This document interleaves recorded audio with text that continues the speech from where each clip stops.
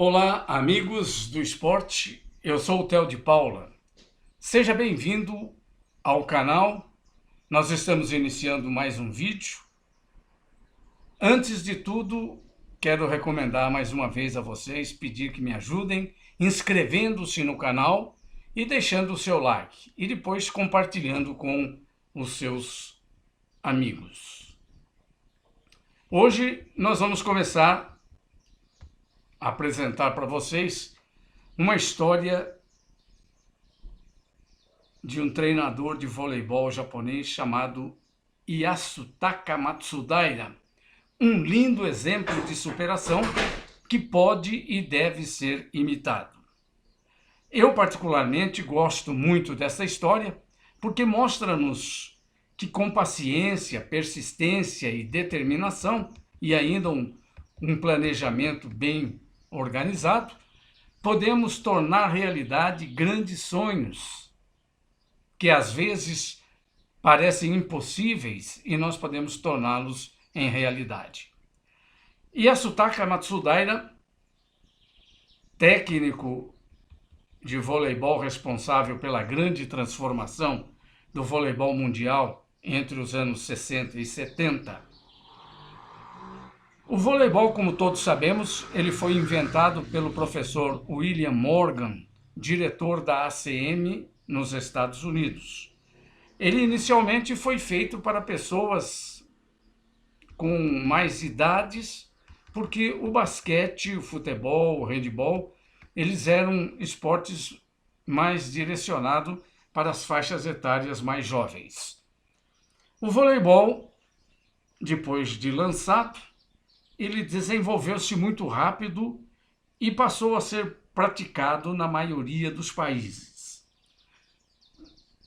Já nos anos 60, as principais equipes internacionais no mundo eram Rússia, Bulgária, Polônia e Tchecoslováquia. Nessa época, o voleibol era conhecido nesses locais como o voleibol da aérea força. O Japão tinha muitas dificuldades nesse tempo para classificar-se para as Olimpíadas, uma vez que as regras e os regulamentos dos campeonatos asiáticos eram diferentes dos utilizados na maioria dos outros países. No início de 1961, assumiu o comando técnico da seleção japonesa o senhor Yasutaka Matsudaira, ex-atleta da mesma, e com o propósito de desenvolver a modalidade, de torná-la uma modalidade tão potente quanto as melhores que existiam na época, ele já promoveu de início uma excursão para a Europa, realizando uma série de 22 jogos com resultados nada animadores. O Japão foi derrotado nos 22 jogos realizados.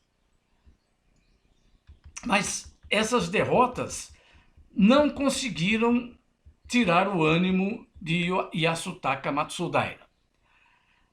No retorno ao Japão, organizou com a sua comissão técnica Nobuhiro Ikeda, que era o preparador físico, e Masaru Saito, o treinador técnico, para que em conjunto montassem um projeto com a finalidade de tornar o voleibol nacional do Japão um dos melhores do mundo. Matsudaira e a sua equipe iniciaram uma avaliação acerca das diferenças existentes entre o voleibol europeu e o voleibol asiático. Logo, diagnosticaram que seria praticamente impossível vencer as equipes europeias utilizando os métodos que vinham sendo empregados até então, em razão da grande desvantagem nas estaturas e nas forças físicas dos atletas japoneses. Eles chegaram naquela época à conclusão que teriam que criar um método totalmente diferente para que pudessem conseguir os resultados desejados e surpreender as melhores equipes da época. Firmes com esse propósito, logo após os Jogos Olímpicos de Tóquio, em 1964, puseram em prática um projeto que deveria ser concluído no prazo de 8 anos, cujo objetivo principal seria a conquista da medalha de ouro nas Olimpíadas de Munique, na Alemanha, no ano de 1972. Definido o objetivo, passaram a tomar as seguintes medidas. Os treinamentos da equipe seriam diários, com duração de 6 horas cada um. Deveriam selecionar só atletas com alturas semelhantes às das melhores equipes mundiais e que esses atletas também teriam que concordar com as regras e os regulamentos que seriam estipulados pela comissão técnica. Fizeram um estudo detalhado do fundamento saques e verificaram que as equipes sacavam muito forte, mas as bolas sempre tinham trajetórias definidas. Concluíram que, se melhorassem a execução das manchetes, poderiam anular essa desvantagem e, no segundo caso, ainda iriam tentar criar saques de trajetória indefinida para tentar surpreender a recepção adversária. Essa hipótese foi adaptada de estudos que o Matsudaira realizou partindo do seguinte princípio. Abriram um cano de um fuzil e verificaram que por dentro de todo o cano tinha um pequeno sulco formando uma linha em forma de uma espiral que ia do início ao final do cano. A função dessa espiral era imprimir movimentos de rotação no projeto, porque esse projeto, nos tiros, eles tinham a intenção de serem certeiros, né? E o pessoal queria saques com bola de trajetória indefinida. O movimento de rotação no projétil, eles são responsáveis pela direção certeira no alvo desejado. Isso acontece porque, do ponto de partida até o alvo, o projeto percorre um caminho com diversas camadas de ar, às vezes mais densas, às vezes menos densa. E a rotação no projeto perfura essas camadas de ar e facilita a passagem do projétil até ele alcançar o alvo. Imaginaram que, se conseguissem saques veloz e tirassem todo o movimento de rotação na bola, que ela fosse bem paradinha, eles poderiam conseguir uma trajetória indefinida nos saques, e isso, logicamente, poderia surpreender a recepção das equipes adversárias. A orientação, nessa época, foi bater na bola exatamente no local da válvula da mesma, com a mão bem chapada, os dedos unidos, bem firmes, de maneira que, ao atingir a bola, ela fosse para a quadra adversária sem qualquer movimento de rotação e com uma boa dose de velocidade. De acordo com a teoria, a bola caminharia paradinha e, quando encontrasse um local com camada de ar mais densa, a válvula gira para baixo e a bola desce. E a bola continua o seu caminho até encontrar uma camada de ar, às vezes menos densa, a bola gira para cima e a bola sobe. E assim estaria descrevendo um deslocamento indefinido até chegar ao alvo desejado.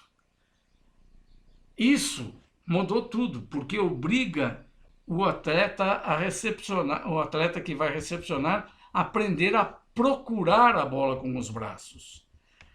Antes, quando os saques eram só fortes, os atletas esperavam que a bola fosse bater nos braços na manchete.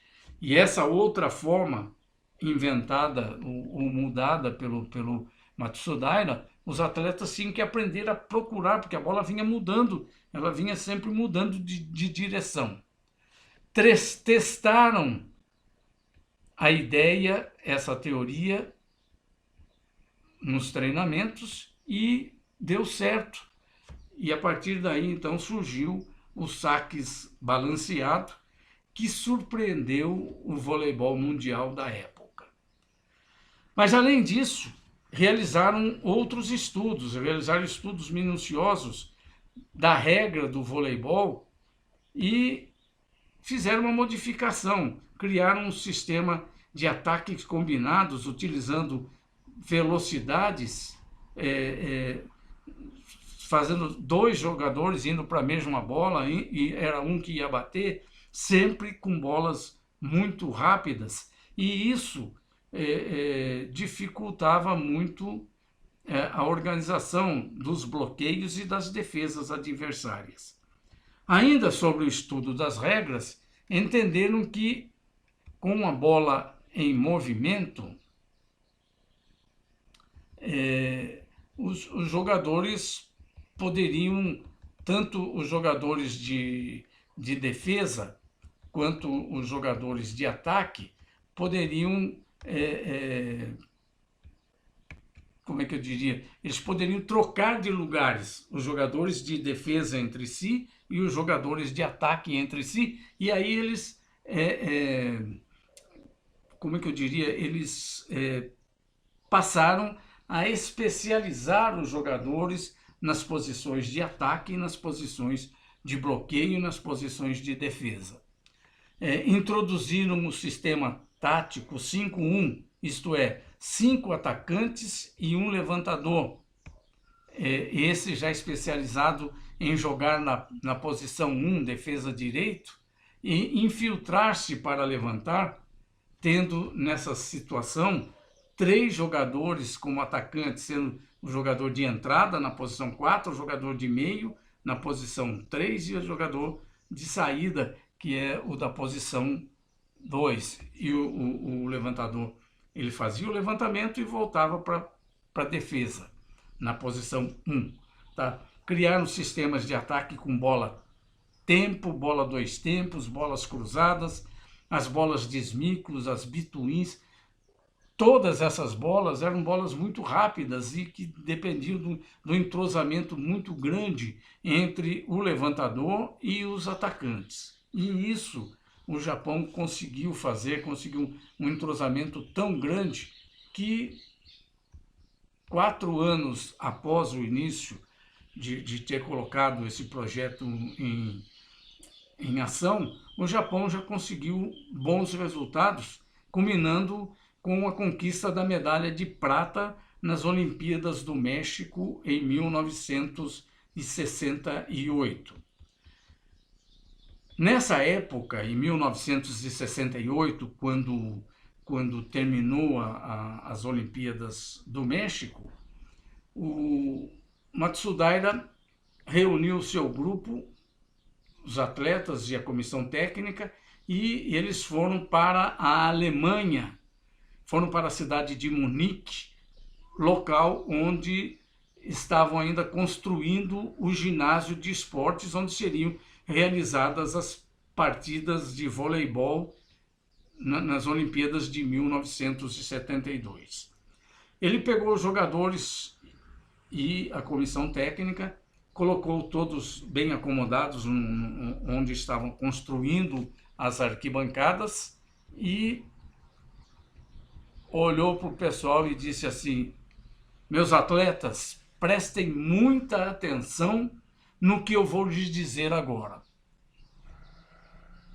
Imaginem-se neste local daqui a 4 anos, vocês perfilados na parte mais alta do pódio com o nosso uniforme de honra. Estarão ouvindo o hino nacional japonês e vendo a nossa bandeira sendo elevada no ponto mais alto do mastro. O Nekoda, que era o capitão da equipe, era o levantador da equipe, ele estará erguendo o troféu de campeão olímpico e todos nós estaremos sentindo um orgulho imenso de sermos japoneses.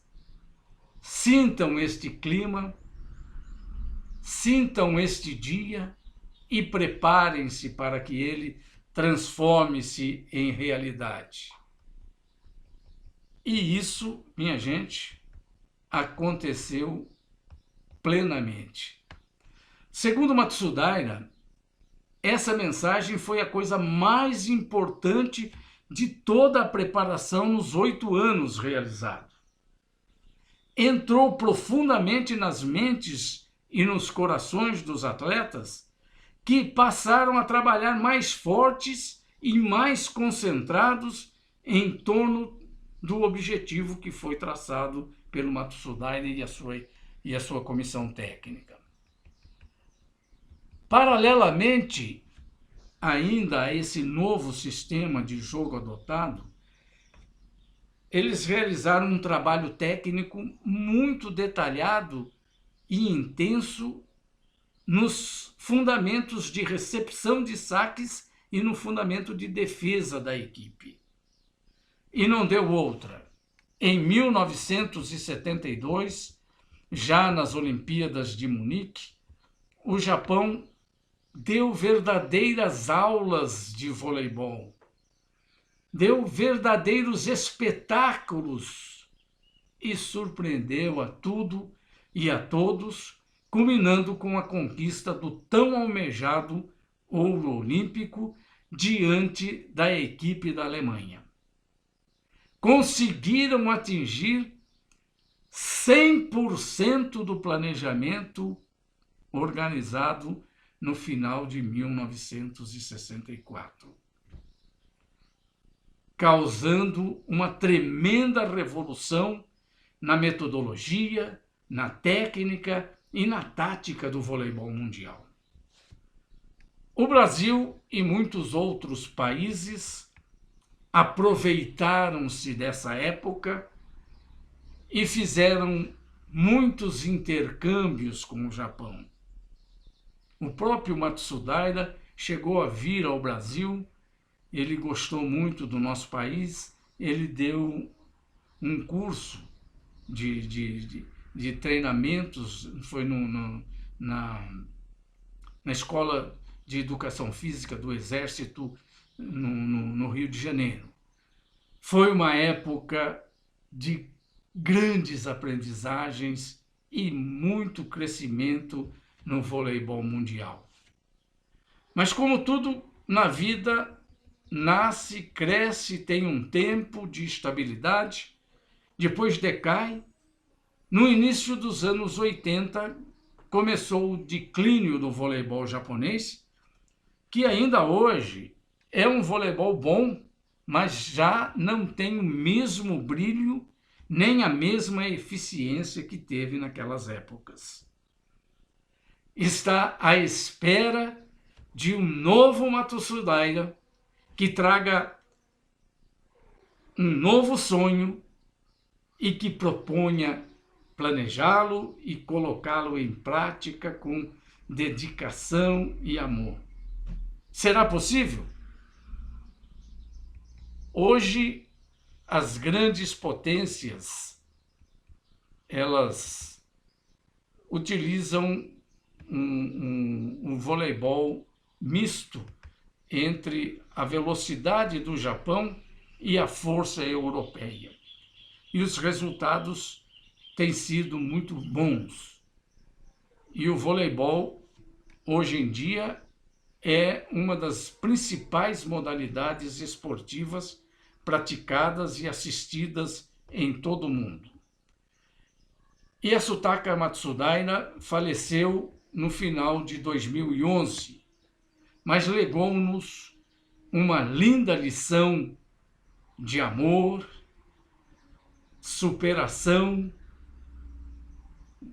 de que pode-se realizar coisas quase que impossíveis se tiver um sonho ambicioso, estratégias para tornar esse sonho real, estabelecer os objetivos desejados, sempre procurando se ver onde se está e onde se quer chegar, e as metas que devem ser atingidos em curto, médio e longo prazos.